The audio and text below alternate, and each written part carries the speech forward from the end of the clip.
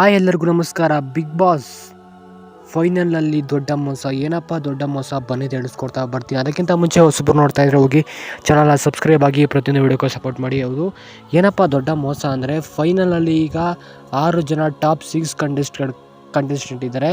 ಅದರಲ್ಲಿ ಇವಾಗ ಒಬ್ಬರು ಹೋಗಿದ್ದಾರೆ, ಖಚಿತವಾಗಿ ಅಪ್ಡೇಟ್ ಇದೆ. ಇದು ತುಕಾಲಿ ಸಂತೋಷ್ ರವರು ಮನೆಯಿಂದ ಹೋಗಿದ್ದಾರೆ. ಈಗ ಎರಡನೇ ಸ್ಪರ್ಧೆ ಅಂದರೆ ಈಗ 6ನೇ ಸ್ಪರ್ಧೆಯಾಗಿ ಇವರೀಗ ಹೋಗಿದ್ದಾರೆ. ಈಗ ಮನೆಯಲ್ಲಿರೋದು ಕೇವಲ 5 ಜನದಲ್ಲಿ ಇನ್ನೊಬ್ರು ಕೂಡ ಹೋಗ್ತಾ ಇದ್ದಾರೆ. ಅವ್ರು ಯಾರು ಅಂದರೆ ಕಾರ್ತಿಕ್ ಅಂತ ಹೇಳ್ತಾ ಇದ್ದಾರೆ. ಕಾರ್ತಿಕ್ ಅಂತ ಅಪ್ಡೇಟ್ ಬರ್ತಾ ಇದೆ.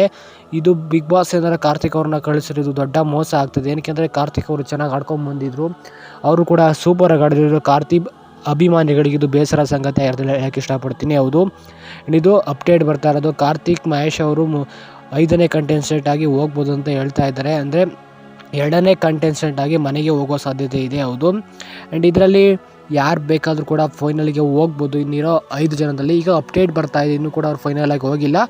ತುಕಾಲಿ ಸಂತೋಷ್ ಅವರು ಮನೆಯಿಂದ ಹೋಗಿದ್ದಾರೆ ಅಂತ ಅಪ್ಡೇಟ್ ಇದೆ. ಹೌದು, ಇದು ಕನ್ಫರ್ಮ್ ಅಪ್ಡೇಟ್ ಇದೆ ಅಂತ ಹೇಳಕ್ಕೆ ಇಷ್ಟಪಡ್ತೀನಿ. ಹೌದು, ಆ್ಯಂಡ್ ಹೆಚ್ಚಿನ ಅಪ್ಡೇಟ್ ಬೇಕು ಅಂದರೆ ನೀವು ಈಗಲೇ ಹೋಗಿ ಟೆಲಿಗ್ರಾಮ್ ಚಾನಲ್ನ ಜಾಯ್ನ್ ಆಗಿ, ಅಲ್ಲಿ ಫ್ರೀಯಾಗಿ ಅಪ್ಡೇಟ್ ಸಿಗ್ತಾ ಬರುತ್ತೆ.